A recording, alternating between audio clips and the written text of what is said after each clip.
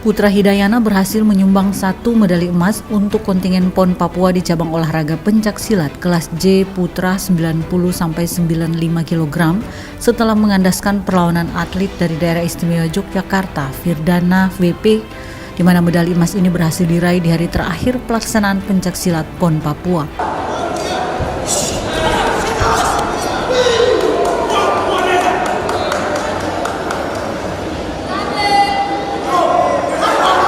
Putra lahir di Palembang 12 Juni 1999 dan kini tinggal di Kabupaten Biak. Yang merupakan anak kedua dari 5 bersaudara pasangan Ishak dan Nadiro, memiliki hobi mengaji dan tentu saja bermain pencaksilat.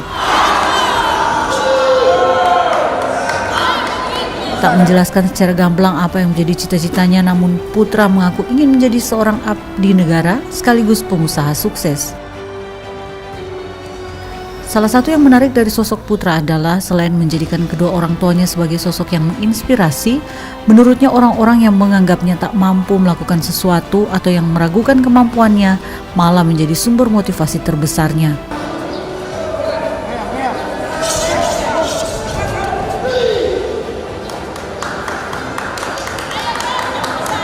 Putra memilih PON Papua sebagai pertandingan paling berkesan selama ia mengikuti kejuaraan pencaksilat sejak tahun 2011 lalu karena bisa memberikan medali emas ketika Papua menjadi tuan rumah PON. Ia berharap ke depan para atlet berprestasi bisa diperhatikan oleh pemerintah dengan menyediakan lapangan pekerjaan sehingga atlet tetap termotivasi untuk berprestasi.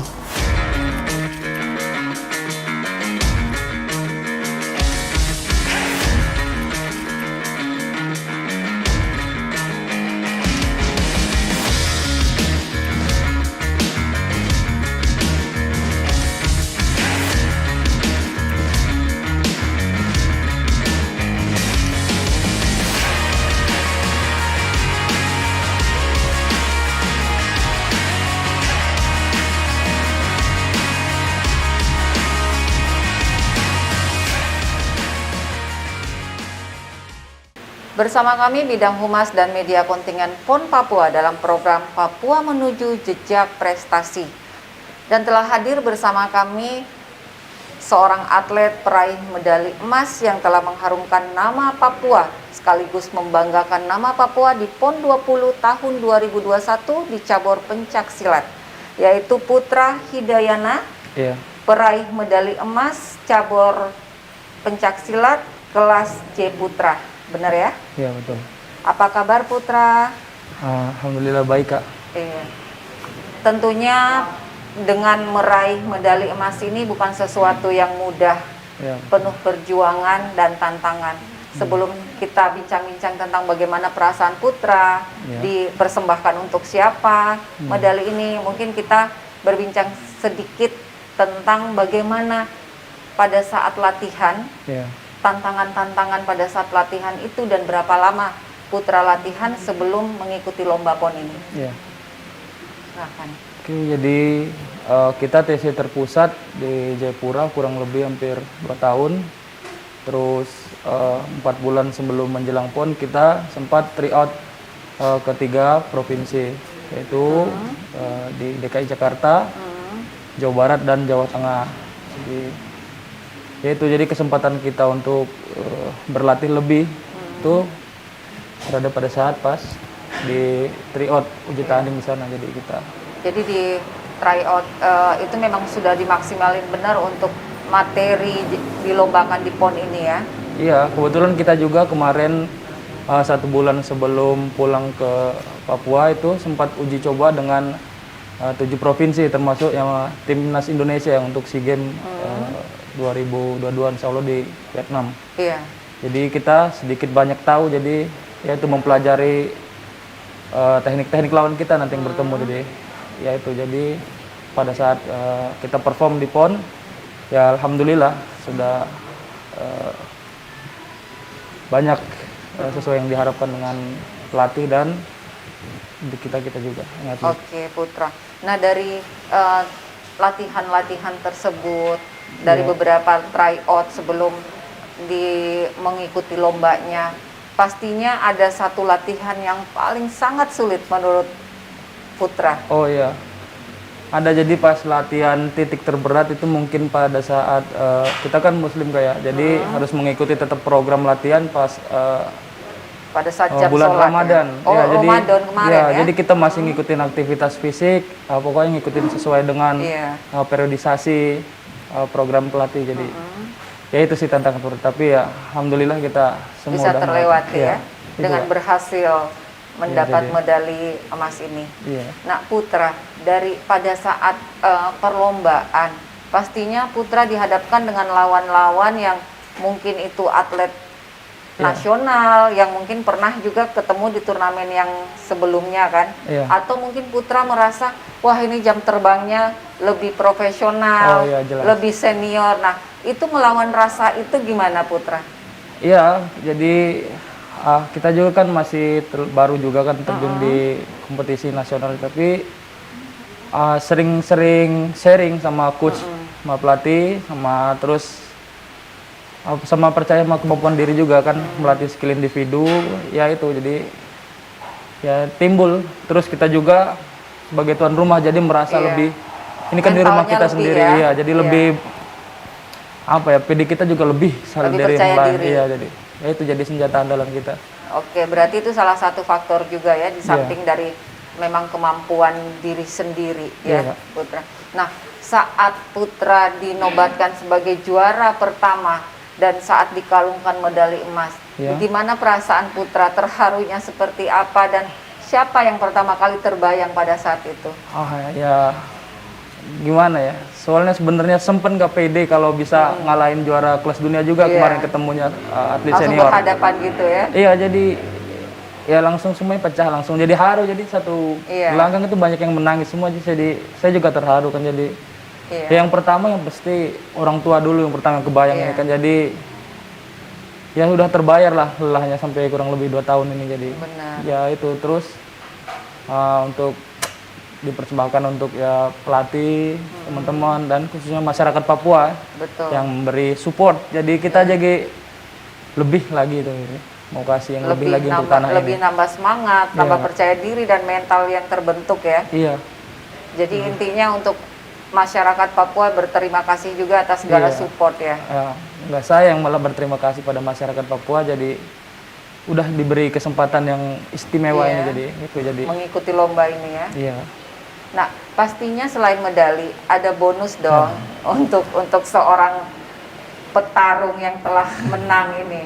Nah, bonus itu kira-kira persembahkan untuk siapa dan digunain untuk apa? Ya mungkin untuk planning ke depan, kebetulan saya masih mahasiswa, mungkin sementara waktu untuk dipakai untuk pendidikan, terus ya sebagian besar juga mau dipakai.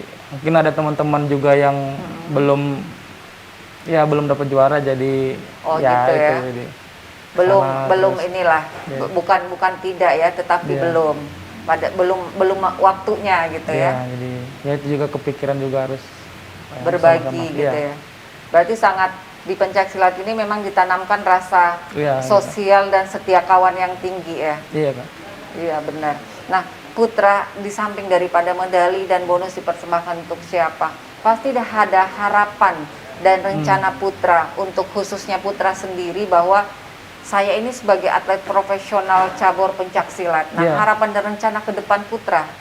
Untuk rencana yang paling dekat, insya Allah itu bulan Desember nanti ada seleknas, Kak. Jadi seleksi nasional Desember tahun ini ya. Iya, itu jadi ada kita persiapan kejuaraan dunia itu di Malaysia sama untuk tim SEA Games 2022 insya Allah Itu dalam bulan waktu Mei. dekat ini ya. Iya, mungkin lebih ke sana sih kepikirannya. Nanti Kak. ke sana ya. Berarti ini waktunya bukan berlibur ya, Iya, tetapi tetap diisi dengan latihan lebih giat lagi. iya, betul, Kak. Iya. Nah, putra-putra ini kan telah mengharumkan nama Papua, membanggakan, dan tadi Putra sempat sampaikan bahwa Putra malah yang berterima kasih kepada masyarakat Papua yang telah support, yang telah mendoakan, bahkan membentuk mental Iya. dan semangat untuk seorang atlet pencaksilat bisa meraih medali emas di tanah Papua ini. Iya. Bisa Putra membagikan motivasi dan semangat kepada putra-putri Papua bahwa kita harus lebih giat mengejar cita-cita dan lebih berprestasi lagi. Silahkan Putra. Iya, jadi apa ya? Jadi adanya kita ini kan udah dikasih kesempatan dari Tuhan Yang Maha Esa, jadi sebagai juara. Jadi kan kebetulan dapatnya di PON ini di tanah Papua ini. Ya harapan saya jadi khususnya untuk cabur pencak silat ini ya muncul bibit-bibit unggul dari Iya. tanah Papua ini, khususnya di sini. Jadi kita Khususnya untuk putra putri asli Papua Iya, ya, jadi. sebagai generasi muda dan bisa menjadi bibit unggul untuk di cabur pencak silat ini. iya Kak. Iya. Oke Putra, terima kasih Iya, sudah sama-sama. meluangkan waktu dan kesempatan untuk berbincang singkat dengan kami, memberikan sedikit pengalaman Iya. yang bisa mungkin ditimba dari putra-putri Papua kita yang mungkin ada talenta untuk ke cabur pencak silat ini. Demikian perbincangan singkat kami. Terima kasih. Torang bisa Papua juara. Dan telah hadir bersama kami Bapak pelatih kategori tanding di pencak silat, yaitu Bapak Immanuel Daunti. Bapak Immanuel Daunti ini putra asli Papua ya Pak ya? Iya, Berasal dari mana Bapak? dari Biak. Dari Biak ya. Bapak sebelum menjadi seorang pelatih di pencak silat, pastinya Bapak mungkin sudah menggeluti atau mungkin Bapak sudah sebagai atlet di Iya, pencak silat ini. Bisa diceritakan singkat Bapak pengalaman Bapak? Ya, pengalaman kalau jadi mantan atlet, Mm-mm. saya itu dari tahun 84 sudah jadi Tahun 84 ya Pak ya? Udah sangat lama ya? lama. Ya. Berarti udah mengikuti turnamen-turnamen Iya. di beberapa ini. Paling berkesan turnamennya Bapak pada saat menjadi atlet di masa itu? Ya, kalau saya sebagai atlet tuh sudah ikut SEA Games tahun 89 Malaysia, 93 di Singapura, terus SEA Games juga di Chiang Mai Thailand. Terus ada kejuaraan dunia tahun 90 di Belanda, tahun 92 di Jakarta, dan tahun 97 di Malaysia. Berarti udah beberapa turnamen juga sudah keluar negeri bahkan sampai di Belanda ya Pak ya. Sangat luar biasa. Berarti dari pengalaman ini, dari pengalaman Bapak yang menjalani turnamen-turnamen kemarin ke kancah negara bahkan di Eropa. Nah, itu yang akan Bapak transferkan kepada para atlet. Iya. Nah, kira-kira dari atlet kita yang muda-mudi ini Bapak yang di tim Papua ini, di pencak silat ini, ada nggak tantangan tersendiri dengan melatih mereka? Ya, kalau dibilang tantangan tuh Bukan tantangan ya? bukan tantangan, cuman masa kejayaan IPSI Papua itu dari tahun 80 sampai tahun 2000. Itu masa keemasan gitu. Dari Di pencak silat ini ya? Tahun 2001 sampai tahun 2020 itu dibilang masa yang pencak silat tidak pernah menghasilkan medali. Dan pada PON 2020 Papua itu masa itu kembali gitu. Ya, setiap event PON Papua biasa menyumbang medali emas buat Papua. Tapi 20 tahun 4 PON Papua tidak pernah menyumbang medali buat Papua. Dan baru di turnamen PON 20 ini ya Bapak ya. Kebetulan juga kan kita sebagai tuan rumah ya Pak ya. Jadi artinya pencak silat ini benar-benar sangat membanggakan dengan banyak mendulang medali. Bapak ada nggak sih strategi sebagai pelatih, strategi yang ditanamkan kepada para atlet? Ya, saya biasa kalau ketemu teman-teman biasa dibilang mana Immanuel yang dulu gitu. Iya. Jadi memang kami sudah berusaha gitu. Iya. Jadi saya bilang tadi jangka waktu itu 20 tahun kami berusaha untuk bisa mengembalikan masa itu, tapi kayaknya masa itu berlalu bersama kami gitu. Iya. Di masa jayanya Pak Immanuel ya sebagai atlet pencak silat. Ya, tapi PON 2020 ini luar biasa ya. Akhirnya di PON 20 ini Kami sudah bisa sudah bisa melihat inilah penerus Bapak Immanuel gitu ya Pak ya, yang untuk mengharumkan lagi di dunia pencaksilat ini, mengharumkan nama Papua, begitu ya Pak ya? Iya betul. Bapak selain strategi, pada saat melatih, Bapak ada sampaikan nggak kepada para atlet bahwa targetnya ini harus medali atau targetnya seperti apa? Atau bagaimana Bapak menanamkan rasa percaya diri para atlet ini pada saat mengikuti lomba? Ya saya selalu menganggap atlet-atlet ini bisa gitu. Jangan masa kami saja, tapi atlet-atlet ini bisa, kamu bisa. Pasti bisa Pasti ya? bisa ya. Artinya seperti slogan PON, Torang bisa, Torang bisa, Papua ya, juara. betul. Dan sudah dibuktikan di pencaksilat Papua memang juara ya. Juara, ya. Bapak selain daripada yang tadi kita bahas, pastinya ada harapan. Harapan-harapan Bapak sebagai pelatih di pencaksilat ini. Ya. Apa harapan Bapak? Ya, harapan saya mudah-mudahan apa yang kita peroleh di PON ini bisa tetap berlanjut ke PON yang akan datang.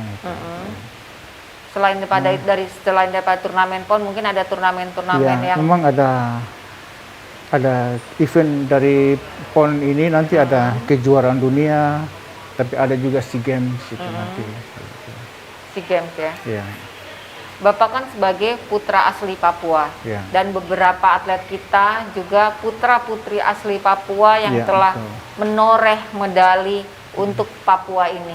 Ya, Nah, ya. kesannya Bapak pada saat menyaksikan mereka mendapat juara, artinya Bapak seorang pelatih yang otomatis sebagai orang tua mereka pada saat di dunia pencaksilat ini. Gimana perasaan Bapak saat menyaksikan Luar biasa, mereka juara? Saya sangat bangga gitu. Sangat bangga ya Iya, Pak ya, sambil mungkin membayangkan bagaimana perjuangan-perjuangan pada saat latihan Iya, iya, dan iya. melatih mereka ya. Ada mungkin Bapak mau sampaikan gitu aja ya Pak ya. Bapak sebagai pelatih artinya harus menanamkan satu motivasi, Iya, iya. satu semangat kepada atlet pencaksilat ini. Silahkan Bapak membagikan motivasi untuk para atlet Papua atau generasi-generasi Papua yang setidaknya mungkin berjiwa atlet Ya. dan bertalenta di dunia pencaksilat ini. Silahkan Pak Immanuel. Baiklah,